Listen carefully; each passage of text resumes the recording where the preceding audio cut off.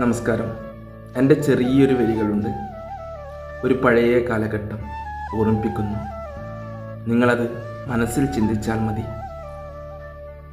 വരികൾ ഇങ്ങനെയാണ്. ഒരു കുഞ്ഞു വീടുണ്ട്.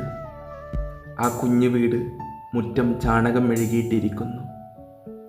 ആ കുഞ്ഞു വീട്ടിലെ അമ്മൂമ്മയുടെ കയ്യിൽ കുറച്ചു വെള്ളം പുണ്യമായി തെളിയിച്ചിരിക്കുന്നു.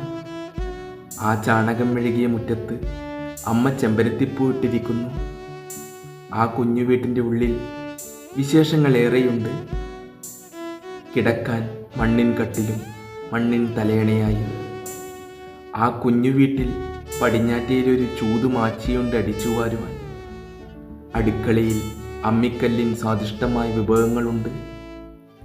ആ കുഞ്ഞു വീട്ടിലൊരു നെല്ലിനായി മാറ്റിയ പത്തായവും ആ നെല്ല് കുത്താനായി ഉലക്കയും ഉരലും.